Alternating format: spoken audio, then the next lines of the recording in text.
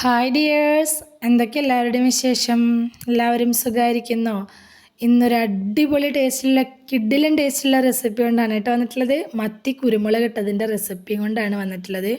അടിപൊളി ടേസ്റ്റുള്ള റെസിപ്പിയാണ്. അപ്പോൾ നമുക്ക് വീഡിയോയിലേക്ക് പോകുന്നതിന് മുമ്പ് വീഡിയോ എല്ലാവരും ഒന്ന് സ്കിപ്പ് ചെയ്യാതെ മുഴുവനായിട്ട് കാണണേ. അപ്പോൾ ഞാൻ അതിനായിട്ട് ഇതുപോലെ ഒരു 7 വലിയ മത്തിയാണ് എടുത്തിട്ടുള്ളത്. തലയോട് കൂടിയിട്ടുള്ള ഭാഗം കൂടി ചേർത്തിട്ടാണ് ഞാൻ എടുത്തിട്ടുള്ളത് കേട്ടോ. നിങ്ങൾക്ക് തല ഒഴിവാക്കി എടുക്കണമെങ്കിൽ അങ്ങനെ എടുക്കാം. വലിയ മത്തിയിലാണെങ്കിലും ചെറിയ മത്തിയിലാണെങ്കിലും ഒക്കെ നല്ല ടേസ്റ്റാണ് കേട്ടോ. ഇനി നമുക്ക് മിക്സിയുടെ ജാർ എടുത്ത് വെക്കുക. അതിലേക്ക് 2 ടേബിൾ സ്പൂൺ കുരുമുളക് ആഡ് ചെയ്ത് കൊടുക്കുക. അപ്പോൾ നിങ്ങളുടെ എരിവിനനുസരിച്ച് എത്രത്തോളം വേണമെന്നുള്ളതിനനുസരിച്ച് ചേർക്കുക കേട്ടോ. ഞാനിപ്പോൾ 2 ടേബിൾ സ്പൂൺ ചേർത്തിട്ടുണ്ട്.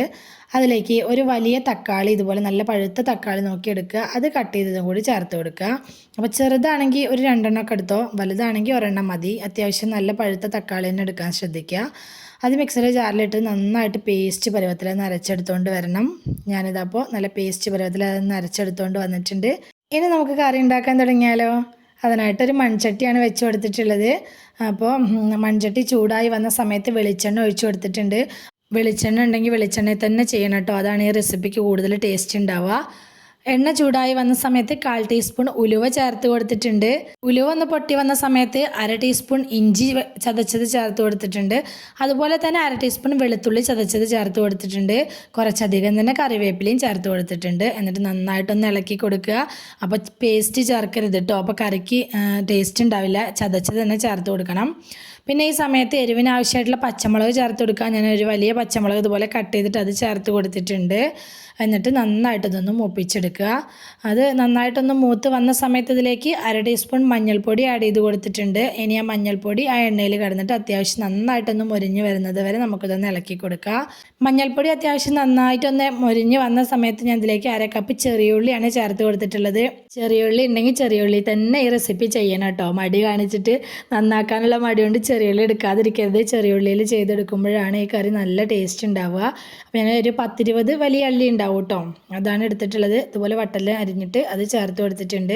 ഉള്ളി ഒന്ന് വാടി വരാനായിട്ട്, ഒന്ന് പെട്ടെന്ന് വാടി കിട്ടാനായിട്ട് ഞാൻ കുറച്ച് ഉപ്പ് ചേർത്ത് കൊടുത്തിട്ടുണ്ട്. എന്നിട്ട് നന്നായിട്ടൊന്ന് വഴറ്റിയെടുക്കുക. അത്യാവശ്യം നല്ല രീതിയിൽ തന്നെ ഒന്ന് വഴന്ന് കിട്ടണം കേട്ടോ. അതായത് ഇതുപോലെ ഒന്ന് വഴന്ന് കിട്ടണം. ഇതുപോലെ വഴന്ന് വന്ന സമയത്ത് ഒരു ടേബിൾ സ്പൂൺ ആണ് കേട്ടോ, ടീസ്പൂൺ അല്ല, 1 ടേബിൾ സ്പൂൺ മല്ലിപ്പൊടി ആഡ് ചെയ്ത് കൊടുത്തിട്ടുണ്ട്. ഈ കറിയിലേക്ക് നമ്മൾ മുളക് പൊടി ആഡ് ചെയ്യുന്നില്ല കേട്ടോ. ഇതിൽ എരിവിനായിട്ട് നമ്മൾ കുരുമുളകും പച്ചമുളകുമാണ് ചേർത്ത് കൊടുക്കുന്നത്. മല്ലിപ്പൊടി ചേർത്ത് കൊടുത്ത ശേഷം മല്ലിപ്പൊടിയും ആ എണ്ണയിൽ കിടന്നിട്ട് അത്യാവശ്യം നല്ല രീതിക്ക് തന്നെ ഒന്ന് മൊരിഞ്ഞ് വരണം. അതിൻ്റെ പച്ചമണമൊക്കെ ഒന്ന് പോയി മൊരിഞ്ഞ് വരണം. ആ സമയത്ത് നമ്മൾ പേസ്റ്റാക്കി വെച്ചിട്ടുള്ള കുരുമുളക് തക്കാളിയുടെ പേസ്റ്റ് ഉണ്ടല്ലോ, അത് ഇതിലേക്ക് ആഡ് ചെയ്ത് കൊടുക്കുക. ഈ സമയത്ത് നമ്മൾ ഫ്ലെയിം ഒന്ന് കുറച്ച് വെക്കണം കേട്ടോ. എന്നിട്ട് നമുക്ക് ഇതിൻ്റെ പച്ചമണം പോകുന്നത് വരെ നമുക്കിത് നന്നായിട്ട് തന്നെ ഒന്ന് വഴറ്റിയെടുക്കണം. അപ്പോൾ ഈ തക്കാളിയിലുള്ള വെള്ളമൊക്കെ ഒന്ന് വറ്റി ഒന്ന് എണ്ണ തെളിഞ്ഞ് വരുന്ന വിധത്തിൽ ഇത് നന്നായിട്ട് തന്നെ ഒന്ന് വഴറ്റിയെടുക്കണം. അപ്പോൾ നിങ്ങൾ ഒഴിച്ചു കൊടുത്ത എണ്ണ പോരാന്ന് തോന്നുന്നുണ്ടെങ്കിൽ വെളിച്ചെണ്ണ കുറച്ച് കൂടി ഒഴിച്ചു കൊടുക്കണം കേട്ടോ. വെളിച്ചെണ്ണയൊക്കെ അത്യാവശ്യം ചേർത്ത് കൊടുത്ത് ഉണ്ടാക്കുമ്പോഴാണ് ടേസ്റ്റ് ഉണ്ടാവുക. ഇതപ്പോൾ ഈ കാണുന്ന രീതിയിൽ അതിലത്തെ വെള്ളമൊക്കെ വറ്റി അത്യാവശ്യം എണ്ണയൊക്കെ തെളിഞ്ഞ് നല്ല സെറ്റായിട്ട് കിട്ടിയ സമയത്ത് നമുക്കിതിലേക്ക് പുളിവെള്ളം ചേർത്ത് കൊടുക്കുക. അപ്പം ഞാനിതുപോലെ വാളംപുളിയാണ് എടുത്തിട്ടുള്ളത്. നമ്മുടെ പിഴുപുളിയില്ലേ, ആ പുളിയാണ് എടുത്തിട്ടുള്ളത് കേട്ടോ. ഒരു ചെറുനാരങ്ങ വലുപ്പത്തിലുള്ള പുളി വെള്ളത്തിലിട്ട് പിഴിഞ്ഞിട്ട് അതാണ് ചേർത്ത് കൊടുക്കുന്നത്. അപ്പോൾ ഈ റെസിപ്പിയിൽ എനിക്ക് ഈ പുളി ചേർക്കുന്നത് ഇഷ്ടമായതുകൊണ്ടാണ് ഞാനത് ചേർത്ത് കൊടുത്തത്. അപ്പോൾ നിങ്ങൾക്ക് കുടംപുളി താല്പര്യമാണെന്ന് വെച്ചാൽ അത് ചേർത്ത് കൊടുക്കുക കേട്ടോ. അതും നല്ല ടേസ്റ്റ് തന്നെയാണ്. പുളിവെള്ളം ചേർത്ത് കൊടുത്ത ശേഷം ഒന്നങ്ങ് ഇളക്കി കൊടുക്കുക. ഈ സമയത്ത് നമുക്കിതിലേക്ക് ആവശ്യമായിട്ടുള്ള ഉപ്പ് കൂടി ആഡ് ചെയ്ത് കൊടുക്കുക. എന്നിട്ട് വീണ്ടും നന്നായിട്ടൊന്ന് ഇളക്കി കൊടുത്തിട്ട് ഇത് മൂടി വെച്ചിട്ട് നന്നായിട്ടൊന്ന് തിളപ്പിച്ചെടുക്കണം. ഈ പുളിവെള്ളം ഒന്ന് വെന്ത് വരുന്നത് വരെ നമുക്കിതൊന്ന് തിളപ്പിച്ചെടുക്കണം. ഇതപ്പോൾ നമ്മുടെ കറിയൊക്കെ അത്യാവശ്യം നന്നായിട്ട് തന്നെ തിളച്ച് എണ്ണയൊക്കെ തെളിഞ്ഞ് വറ്റി വന്നിട്ടുണ്ട് കേട്ടോ. ഈ സമയത്താണ് നമ്മളിതിലേക്ക് മീൻ ചേർത്ത് കൊടുക്കേണ്ടത്. അപ്പോൾ ഞാനിതിലേക്ക് ഓരോ മത്തിയും വെച്ച് കൊടുക്കുന്നുണ്ട്. അപ്പോൾ ഇത് ഒരുപാട് ചാറാക്കിയിട്ട് എടുക്കരുത് കേട്ടോ, ഒരുപാട് കറിയാക്കി എടുക്കരുത്. ഒരു തിക്കായിട്ടുള്ള ഗ്രേവി ആയിട്ട് എടുക്കണം. മീനിലൊക്കെ അങ്ങനെ മസാലയൊക്കെ പൊതിഞ്ഞിരിക്കുന്ന വിധത്തിലുള്ള കറിയായിട്ടാണ് ഇത് എടുക്കേണ്ടത് കേട്ടോ. അപ്പോൾ മത്തി മുഴുവനായിട്ട് ഞാൻ ഇതിലേക്ക് വെച്ച് കൊടുത്തിട്ടുണ്ട്. എന്നിട്ട് മത്തിനെ ഈ ഗ്രേവിയിലൊന്ന് മുങ്ങിക്കിടക്കാൻ വിധത്തിൽ സ്പൂൺ വെച്ചിട്ട് ജസ്റ്റ് ഒന്ന് ഇളക്കി കൊടുക്കുക. എന്നിട്ട് നമുക്കിത് വീണ്ടും മൂടി വെച്ചിട്ട് മീൻ വേവുന്നത് വരെ ഒന്ന് വേവിച്ചെടുക്കണം. അപ്പോൾ അതിന് മുമ്പ് ഞാൻ ഇതിലേക്ക് കുറച്ച് കറിവേപ്പില കൂടി ആഡ് ചെയ്ത് കൊടുക്കുന്നുണ്ട്. അതുപോലെ തന്നെ ഒരു പച്ചമുളക് കട്ട് ചെയ്തതും കൂടി ആഡ് ചെയ്ത് കൊടുക്കുന്നുണ്ട്. അത്രയും ചേർത്ത് കൊടുത്ത ശേഷം മീൻ വേവുന്നത് വരെ നമുക്കിതൊന്ന് മൂടി വെച്ച് ലോ ഫ്ലെയിമിലാക്കി വെച്ച് വേവിക്കുക. അപ്പോൾ ഒരുപാട് നേരം ഹൈ ഫ്ലെയിമിലിട്ട് ചളബളാന്ന് തിളപ്പിച്ചെടുക്കരുത് കേട്ടോ. അപ്പോൾ മീൻ ഇങ്ങനെ ഉടഞ്ഞു പോവും.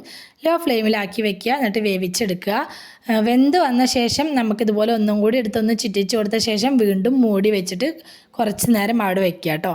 അത് ഉണ്ടാക്കിയ സമയത്ത് തന്നെ കഴിക്കുന്നതിനേക്കാട്ടിലും ടേസ്റ്റാണ് ഉണ്ടാക്കി കുറച്ച് നേരം വെച്ച് ഒന്ന് കറി സെറ്റായ ശേഷം കഴിക്കുന്നത് കേട്ടോ. കറി ഇരിക്കും തോറും ടേസ്റ്റ് കൂടും. അപ്പോൾ ഈ രീതിയിൽ ട്രൈ ചെയ്ത് നോക്കാത്തവരുണ്ടെങ്കിൽ തീർച്ചയായിട്ടും ട്രൈ ചെയ്ത് നോക്കണേ. നല്ല ചൂട് ചോറിൻ്റെ കൂടെ നമുക്ക് അപ്പത്തിൻ്റെ കൂടെ ചപ്പാത്തിയുടെ കൂടെയൊക്കെ നല്ല സെറ്റാണ് കേട്ടോ കറി ഈ രീതിയിൽ ചെയ്തെടുക്കുമ്പോൾ മത്തിയിലും നമ്മുടെ അയില മീനിലൊക്കെ ചെയ്തെടുക്കുമ്പോഴാണ് കേട്ടോ കൂടുതൽ ടേസ്റ്റ് ഉണ്ടാവുക. മത്തിയും അയിലൊക്കെ കിട്ടുന്ന സമയത്ത് വ്യത്യസ്തമായിട്ടൊന്നും ചെയ്ത് നോക്കാൻ പറ്റിയിട്ടുള്ള നല്ലൊരു റെസിപ്പിയാണ് കേട്ടോ. എല്ലാവരും ട്രൈ ചെയ്ത് നോക്കണേ. സബ്സ്ക്രൈബ് ചെയ്യാതെ കാണുന്ന നമ്മുടെ പുതിയ കൂട്ടുകാരെങ്കിലും ഉണ്ടെങ്കിൽ പ്ലീസ് ഒന്ന് സബ്സ്ക്രൈബ് ചെയ്ത് സപ്പോർട്ട് ചെയ്യണം കേട്ടോ. അതുപോലെ തന്നെ വീഡിയോ ഇഷ്ടമായിട്ടുണ്ടെങ്കിൽ മറക്കാതെ എന്തായാലും ലൈക്കും കമൻറ്റൊക്കെ ചെയ്യണേ. നിങ്ങളുടെ അഭിപ്രായങ്ങളൊക്കെ കമൻറ്റായിട്ട് എഴുതണം. അതുപോലെ തന്നെ റെസിപ്പി ഇഷ്ടമായിട്ടുണ്ടെങ്കിൽ അത് മറ്റുള്ളവരിലേക്കൊന്ന് ഷെയർ ചെയ്ത് കൊടുക്കുക കൂടി വേണേ. ഇതുവരെ കൂടെ നിന്ന് സപ്പോർട്ട് ചെയ്തിട്ടുള്ള എൻ്റെ എല്ലാ മുത്തുമണികൾക്കും ഒരുപാട് നന്ദി. എന്നാൽ ശരി, സിമ്പിൾ ആൻഡ് ടേസ്റ്റി റെസിപ്പിയുമായി ഞാൻ വീണ്ടും വരാം. ബൈ.